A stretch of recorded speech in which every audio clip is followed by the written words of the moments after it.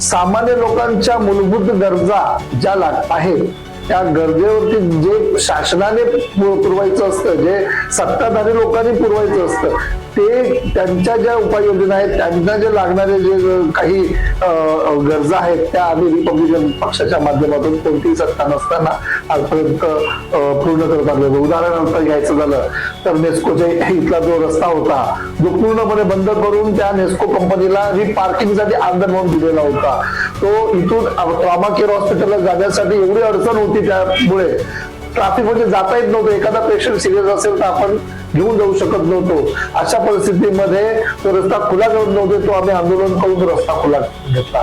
त्यानंतर गेल्या अनेक दिवसापासून इथे बनलेलं आपलं आरोग्य केंद्र आरे रोडवरती हे महानगरपालिकेच्या माध्यमातून बनवण्यात आलेलं होतं, पण ते बंद ठेवण्यात आलेलं होतं. त्याच्यासाठी खूप मोठा आम्ही संघर्ष केला, आंदोलन केलं आणि स्वाक्षरी मोहीम घेतली, त्याचे निदर्शने केले आणि हे सगळं केल्यानंतर ते आज लोकांसाठी खुलं करण्यात आलेलं आहे. त्याचं संपूर्ण श्रेय हे रिपब्लिकन पक्षाला जातं. परंतु या कॉर्पोरेशन मध्ये तिकीट याच्यासाठी मागत आहोत की आमचा अधिकार आहे. आम्ही लोकसभेला तिकीट मागितली नाही, आम्ही आमदारकीला विधानसभेला मागितली नाही, तर ह्या 6 वार्ड 7 वार्डापैकी एखादा वार्ड तरी रिपब्लिकन पक्षाला, या महायुतीचा जो धर्म पाळून हे जे मोठे पक्ष आहेत जसे बीजेपी झाली, सेना झाली, तर यांनी एक मोठा भाव म्हणून आमच्यासाठी एक सीट सोडली पाहिजे ही आमची विनंती आहे.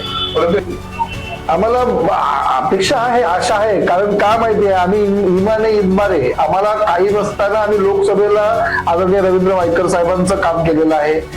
त्यांनी ज्या पद्धतीने सांगितलं, जेव्हा सांगितलं तिथे आम्ही त्यासाठी उभे राहिलेलो आहोत. आम्ही महायुतीचा धर्म पाळलेला आहे.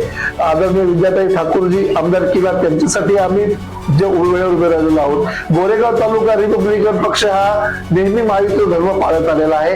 त्यामुळे आम्ही सुद्धा अपेक्षा करतो की महायुतीने, हे मोठे बलाढ्य पक्ष आहेत, त्यांनी आमची महायुती धर्म पाळून आमच्यासाठी काहीतरी करावं आणि हा वार्ड क्रमांक 76 आम्हाला सोडावा अशी आम्ही विनंती करतो.